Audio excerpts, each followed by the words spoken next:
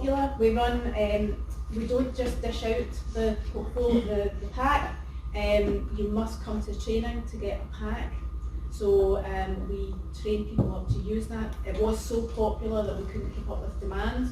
So we introduced a train the trainer pack. So if you've been to the original trainer, you could then come back and do the train the trainer and then train your colleagues. So we would train you to train people in this pack. Very popular, specifically with the local authorities, the local councils, to work with people. We hold our workshops in Glasgow. They're quite cheap. Right. Open invitation. There is a charge to cover the pack, but yes, they are open workshops. You can book one through our website. Another couple of projects we're working on are two different ones supported by Scottish Government. One about looking at the skills of refugees and migrant workers and the veterans from our armed forces, and we're working also with the NHS Education, which is the sort of training arm of the NHS in Scotland.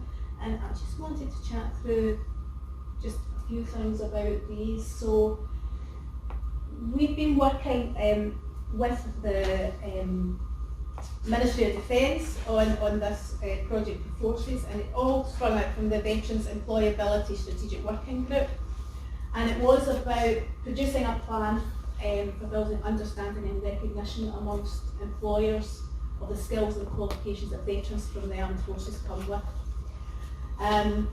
So we undertook this. It was quite a big exercise, so at the beginning what we had to kind of concentrate in one area. So we've looked at the infantry and those veterans who are coming out without a trade, and looking at what's the training that different parts of the services are giving this group of veterans, and how does that translate into civilian life. So we have we got giant spreadsheets from them, and as you know, everybody calls training courses maybe different things, not necessarily what the formal award is. So that took quite a bit of work, trying to figure out exactly what qualifications they may have. In addition, in the UK it's slightly trickier in that the MOD is based in England, so they mainly contract with English providers. And a lot of the English qualifications also are not on the Scottish framework, so we had to do a bit of mapping with all of that as well. And I've brought a couple of these so that people can have a look at it. What we have done is produce a leaflet, the picture of it there, which is tailored information if you're a veteran about the framework, and with a list of a whole lot of the qualifications you might have gained through certain training, what they're called, the awarding body, and a column that says it's not on the SCQF formally, but it might sit around this level to give them a sense of where they might sit in their skills, and a whole lot of organisations that might be able to help them. We're now moving into the next phase of this work, so we're looking at talking to these awarding bodies that provide these qualifications to get them formally onto the SCQF for veterans. And also now starting to work on some skills profiles. So for particular roles in the military, if someone has had this role, here are the types of skills and qualifications that they will come with to help employers understand the skills and competencies that a veteran may bring to their organisation. So we're looking at more leaflets and some more formal work with that, and that's been really well received, this piece of work. A lot of interest from veterans themselves, but also from Scottish employers, and it really has, hopefully by the end it will be that better understanding on both sides of the skills that are there, and then that will help us have a better match in the skills gap, and hopefully help veterans to get better jobs once they leave the services. The Skills Recognition and Accreditation Hub for the Common Good, which is our model for recognition and accreditation of prior qualification, skills and learnings for refugees and migrant workers. Again, this was a bit of a massive project, and we've had to sort of narrow that down slightly as well. So we've selected working with one of our universities, Glasgow Caledonian. We're working in 4 key sectors where it was felt they were either having skill shortages or they tended only to recruit UK workers. So social care, construction and engineering, IT and hospitality. And we're looking for a methodology for skills recognition and assessment. And it's particularly to design a model that will take individuals through this RPL process where they quite often are arriving without any evidence of their prior qualifications or learning. So they don't come with a certificate. So there's nothing to prove that they have that qualification. So they're arriving with no sort of paperwork. So how do we take them through that process of trying to recognise their learning and get them to where do they sit on the Scottish framework? Sometimes that's really hard for them to gauge, where the matches are. And hopefully this is about recognising the qualification to enable refugees to move into further learning or employment, and to be able to, again, very similar to the veterans, understand and articulate their skills and competencies to employers. And obviously it's about gaining financial independence for a lot of refugees. So we continue to work on that, and we're very interested in this module because we're looking at a model of facilitators working with that particular group. So we're very interested in the qualification that you are doing today, because we don't have a formal qualification for facilitators in Scotland at the moment. And the other piece of work that I mentioned is NHS Education for Scotland, and if any of you are interested, I've got a flyer for this as well. But NHS Education have done a lot of work mapping pathways for particular job areas in the health service, and now they've got their tailored guides for RPL. So they have a guide for learners, and they also have a guide for their facilitators to use for supporting people through the process. And this is all based on the SCQF levels. So that's used as and it's based on our quality assurance principles as well. And now they are trying to embed these guidelines, and they've got a pilot going with 9 health boards across Scotland, and we've been involved in helping them develop the workshops and the presentations. So that's a really interesting piece of work. And again, I've got a flyer, and if you follow the links, you can access these. You don't need to sign up to anything. To get those, you can download them and have a look at them in detail. Just wanted to highlight another couple of things we've done. I think a lot of our work is about taking that maybe traditional academic language that we kind of all, because we worked for a long time in the education sector, and we throw about all these words, and as somebody said about RPL, APL, the one that gives me the European validation of informal and informal learning. And it's really confusing for people that are not steeped in that. So we spend a lot of time trying to translate that language into language that's tailored for specific groups of people. And this document, and I've got some examples to show you that I brought with me, but this is an employer guide to the SCQF. And we have our level descriptors, and we have changed the language over time to try and make them more relevant to all sectors, but employers still said that it was not a language they were very comfortable with. So what we've done is we have taken our 12 levels and we have contextualised our level descriptors for employers. So for each level of our framework, so this is level 6, so this would be level 5 on your framework, and this takes our level descriptor statements and translates them into work roles and job competencies. So it tells you, if you've got someone coming to you with a level 6 qualification, this is the types of tasks and duties they might be able to undertake, this is the type of knowledge and skills, and in terms of competencies, we cover the scope of work, the degree of autonomy that they're likely to be able to take on, their contribution to quality, their knowledge, personal development, etc. So, for example, personal development, this person at level 6 is likely to identify personal strengths and weaknesses as they apply to work in hand or to planned work. They'll take a significant role in reviewing and improving practices and processes. Degree of autonomy, works under non-directive supervision of own work, may lead teams and supervise others with clear structure, works with a manager or supervisor to set goals and responsibilities for self and or team, takes limited responsibility for managing resources, and that goes up. These go really well, as we keep saying. If we charge for anything, we'd be making a fortune. But it goes through all of the different levels, so you can say, so an employer can look at that and say, well, what's the right qualification that I should be asking for? Or if I take this person on, this is what I'm likely to be able to do. Yeah. To demonstrate. Yeah.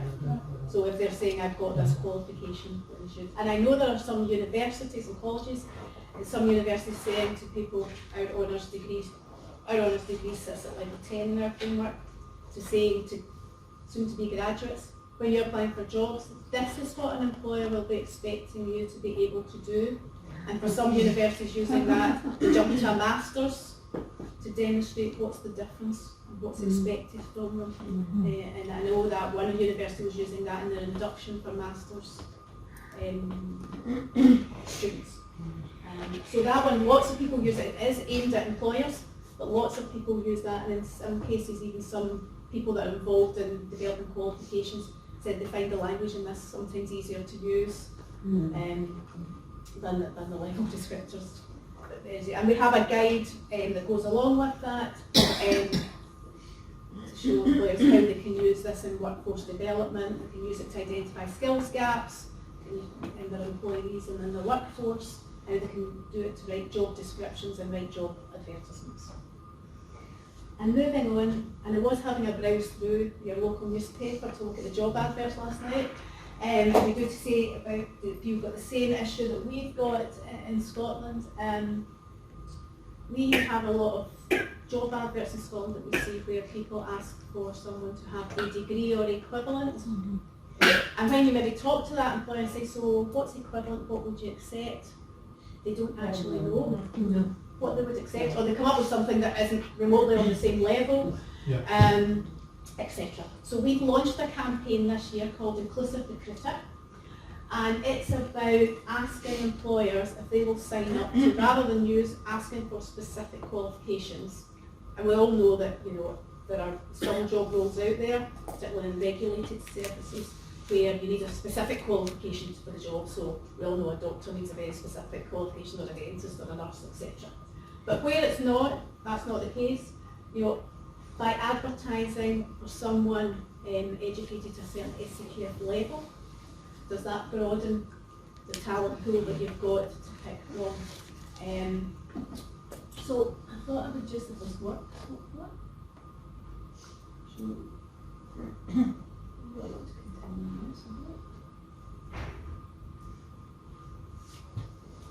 It should work. Yep.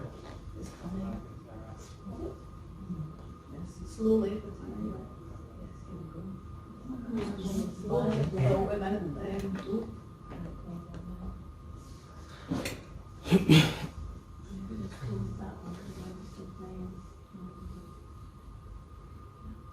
Can help. The SCQF has 12 levels. Job applicants can take a variety of routes.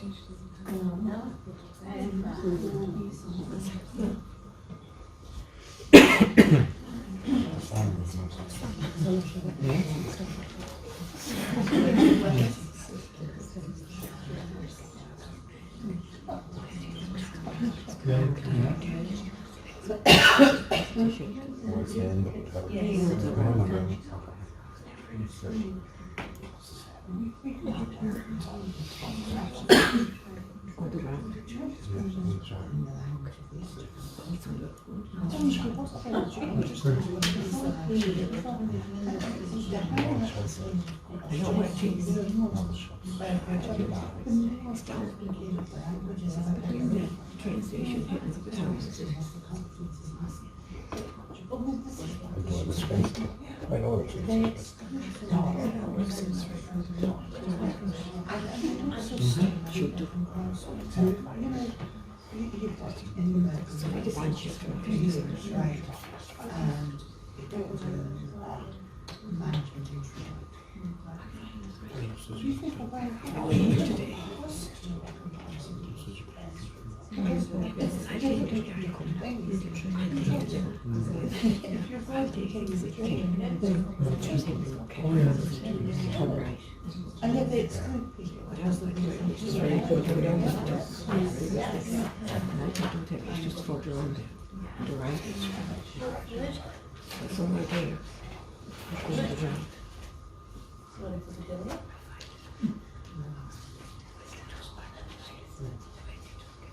Job applicants can take a variety of routes to their ideal career. That's why in the recruitment process it's important to be clear about the level of skills required to do the job. This is where the SCQF can help. The SCQF has 12 levels and covers both academic and vocational qualifications delivered at school, college, university, the workplace and the community. This includes apprenticeships and industry-specific qualifications, recognising skills in fields as varied as air conditioning, food hygiene, counselling and careers advice, as well as chartered professional awards such as in accounting. For example, an ordinary degree is at SCQF level 9, but so is a professional development award, Scottish vocational qualification, graduate diploma and certificate, and the technical and graduate apprenticeships. By asking for specific qualifications, employers are missing out on talent. By using SCQF levels and tools in recruitment processes, including job descriptions and adverts, businesses will increase the pool of potential talent from which to select, and they and their potential employees can better understand the skills needed. If you use SCQF levels in your recruitment, you can become an SCQF inclusive recruiter. Contact us for more information on becoming an SCQF inclusive recruiter.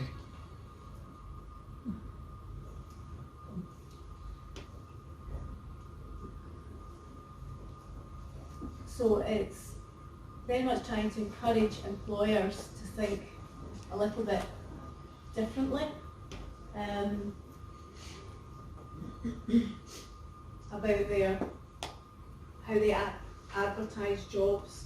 And we ask them, if they're going to become an inclusive recruiter, they have to sign up and they have to do some training. They've got a questionnaire and a sort of small test to fill in about what they know about SCQF, and then we work with them to help them with their job adverts and then we monitor what they're doing. So we've had quite a lot of good responses from that, and they get their name up on our inclusive recruiter wall on our website, and it's just trying to move away from that. We had a session with employers specifically about RPL, and quite a few of them admitted that, even though it's a degree or equivalent, you might find that at that first sift through by their HR department, if they didn't have a degree, they'd be sifted out to that stage. So that person with all of that valuable experience would never make it to the next stage. So it's trying to encourage employers to think more widely than traditional qualifications.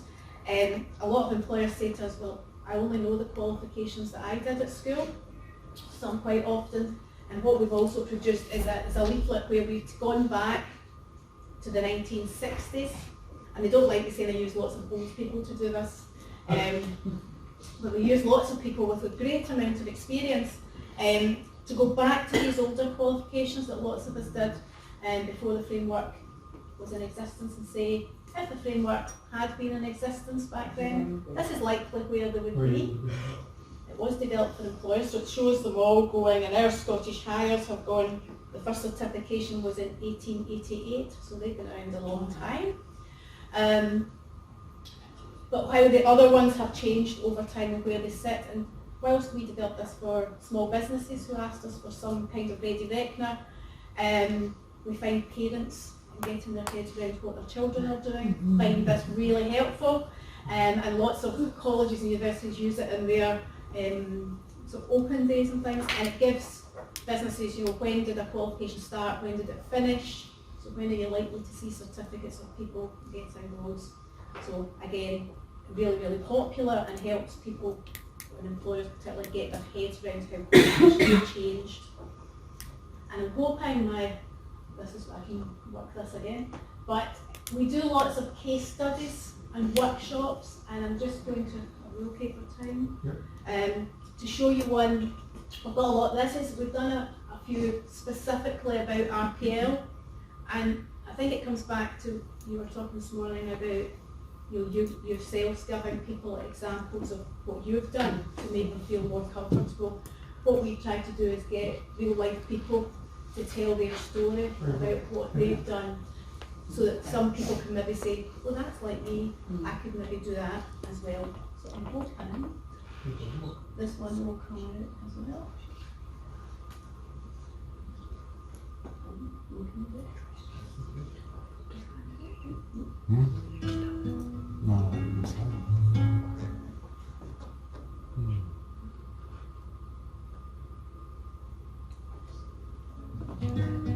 Since leaving school, I've worked for Hilton Worldwide Limited in the banking area of the business for about 18 years. More recently, I've moved into a project-based role, which is helping me deepen my experience for my future career goals. In 2015, I finally decided to pursue my lifelong dream of becoming a secondary school teacher. This led me to submitting my recognition of prior learning claim at UWS and to start my SCQF Level 9 business degree part-time doing evening